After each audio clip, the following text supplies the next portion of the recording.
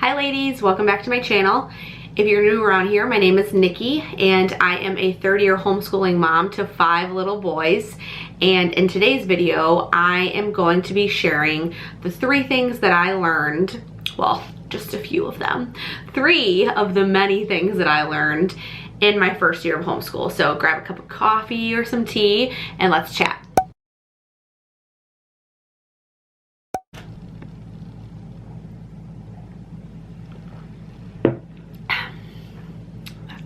All right, so like I said, in today's video, I'm gonna be chatting about a few of the things that I learned in my first year of homeschooling. And honestly, had I known any of these things before I had got started, before we started that year, I probably would have had a year with much less anxiety and much less stress. But as I always say, you know better, you do better. Just a quick recap on that first year of homeschooling. You can check out more about this in the Why We Homeschool video, which I will put a little card here so you can go check that out if you have not watched that. But a quick recap, that first year that we homeschooled, I had a kindergartner, a preschooler, a toddler, and I was pregnant with our 4th son in December. So had a lot going on, and we never intended to homeschool them. It actually just kind of came about that spring, the spring of that year, earlier that year, and this was in 2018, yes.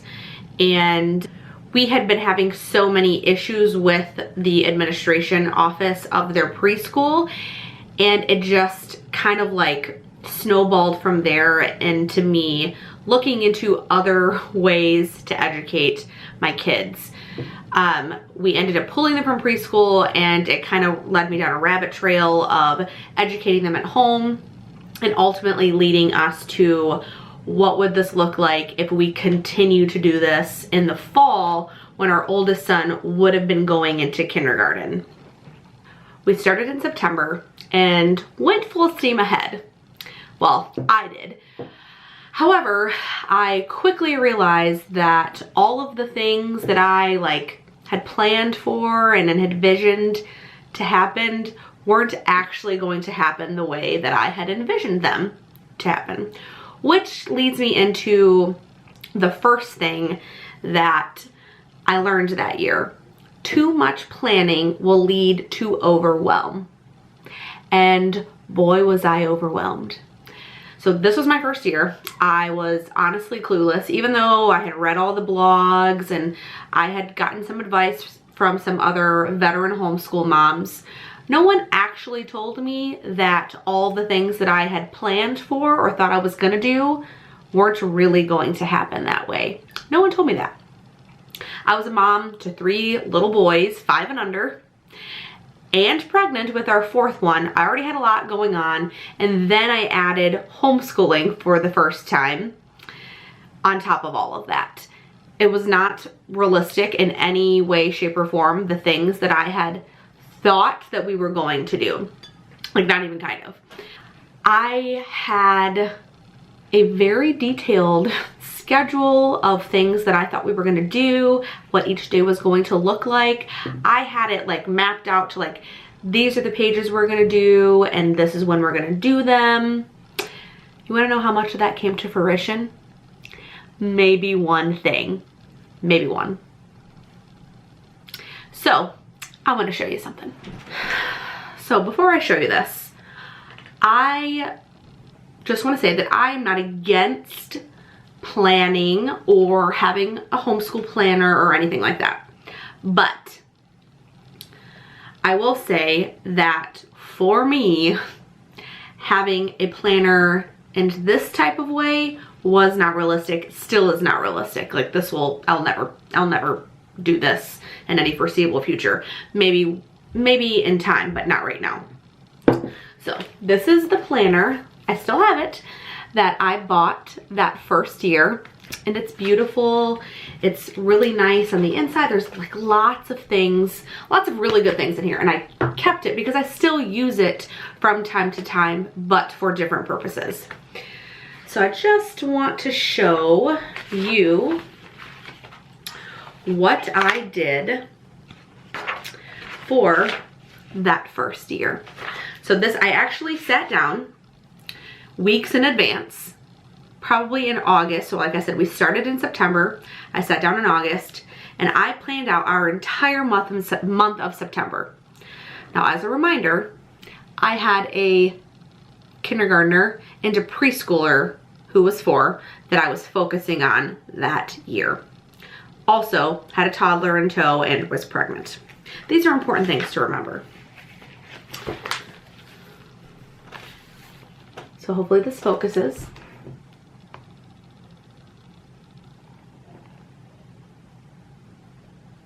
And then on this side I had art and science and read aloud, or books to read. I had our morning basket, and if you've seen my morning basket video, you will know. See, I started this in 2018, and only in 2021 did we finally get the hang of doing the morning basket. I'll link that video here too.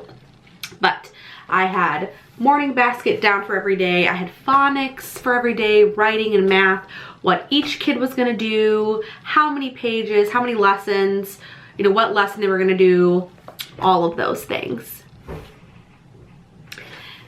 We did this for maybe 2 days, and I was like, well, that's not gonna happen. So again, I am not against having a planner or using a planner. I'm actually going to link her Anna Vance paper company. I think that's what this, yeah. I'm gonna link her shop down below because this is a beautiful planner. And again, I still use it. I just don't use it in the same way. But all of that to say that if you plan too much, especially in that first year, you will get so overwhelmed. It takes time to rewire your brain to get away from what that looks like in a brick and mortar public school and what it looks like at home. Having a detailed schedule, especially for little kids, is so unrealistic. And mostly because you're home. Schedules work in a public school because there are lots of kids. They need a schedule. There's lots of kids, 1 or 2 teachers, 2 if they're lucky. But they need to have a schedule, yes. But when you're at home, it doesn't work the same way. So planning out too much will cause you stress and anxiety. It's not worth it. So by the end of the year, I realized that I needed very little planning, and it was about this time that I read Julie Bogart's The Brave Learner, which I talk about. I feel like I talk about this in almost every video because it was just, it's such an excellent resource, especially for new homeschooling parents. But I read that and it helped me learn how to efficiently plan and in a much better, more realistic way. The second thing that I learned is that less is more. Anytime I talk about homeschooling with a new homeschooling parent or someone who is even thinking about homeschool, this is what I tell them. And I always share with them about that first year. Because, as a reminder, I had a kindergartner and a preschooler that I was focusing on. More so the kindergartner. And we did formal, like, sit down school, like, from a book, maybe 1 to 3 times a week. And honestly, it was probably on the lesser end most of the time. And that year, we took off an entire month because I had a baby. So all in all, we didn't do a whole lot of sit down table work because of life and the season of life that we were in. And I constantly, as a new homeschooling parent, questioned myself, like, am I doing enough? Like, is this enough? But then I saw, I can't even do any more than this. Like, there's literally no way that I can get them to do more than what we're doing right now. So that entire year, I stressed about, am I doing enough? should we be doing more? I saw other parents who had kindergartners who were doing way more than what I was doing. But again, I'm like, I can't even possibly do more than what I'm doing right now. I just can't. And then when we entered that second year, my kindergartner was then a first grader. And then I also had my preschooler who was doing kindergarten that year, first grader and a kindergartner. A couple months in, I saw the fruits of doing less from the previous year. My boys were right on track. They were acclimated with homeschool at this point, and I saw that we didn't have to do school 8 hours a day, 5 days a week. It wasn't necessary.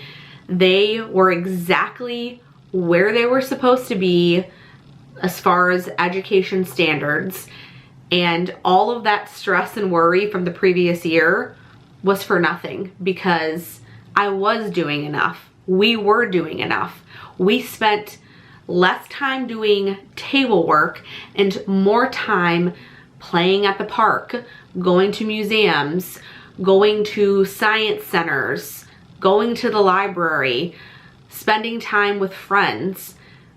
We spent more time doing those things and less time doing sit-down table work. And then the following year, I realized that's what we needed to do. I did all of the right things. We did all of the right things. It's fine. We're fine. Everyone's fine. Obviously, this will change if you have older kids. But if you are homeschooling elementary age kids, that first year, you need to just spend time getting acclimated to being at home more and doing school at home and broadening your horizons outside of your four walls. Obviously, COVID plays a role in this right now in 2021. But with COVID aside, like when we are past this, we will be. And this is, this is such an important thing that I wish someone had told me that first year, because I probably would have been much less stressed and lived with much less anxiety over if I was doing enough. And then finally, my last point, which is probably the most important one.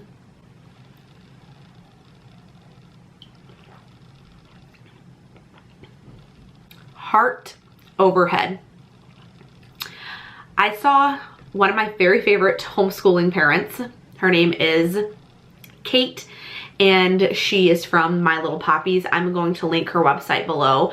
I follow her on Instagram, and she has been such an inspiration to me as a new homeschooling parent. And she said something so profound a couple years ago, and it really stuck with me. Your relationship with your children is the most important part of your homeschool. They're not going to go off to college without knowing how to read, without knowing how to write or do math. All those things are going to come.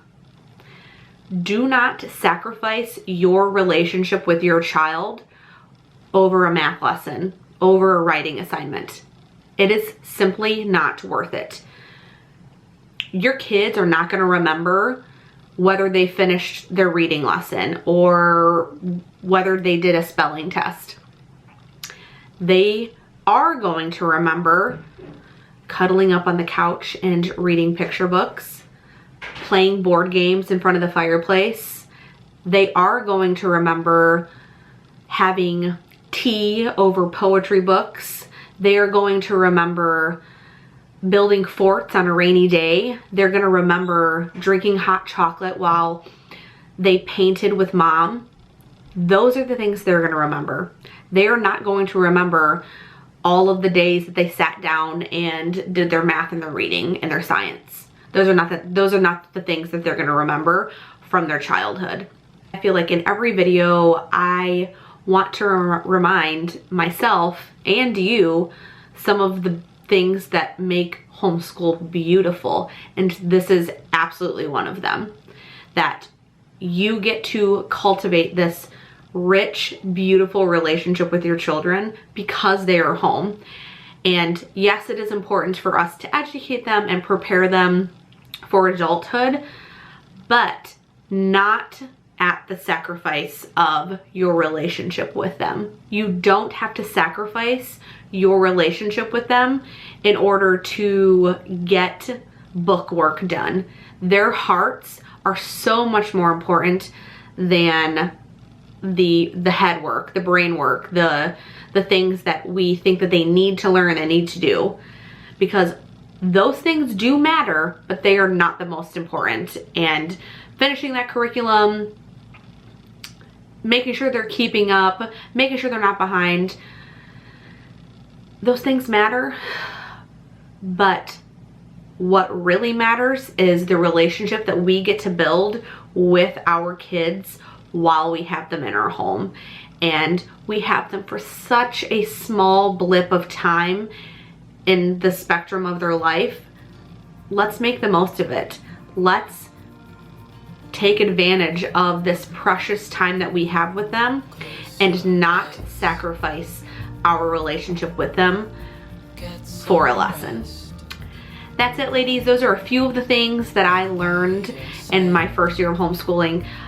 Of course, I learned many things, but those are a few things that to me are the most important and that I have carried over the years and that I continue to grow in and to learn in. I really hope that this was encouraging to you and that you enjoyed this video. If you did, give it a big old thumbs up, and if you liked this video, please subscribe, and I will see you in my next one. The world could fall down, it's gonna be okay.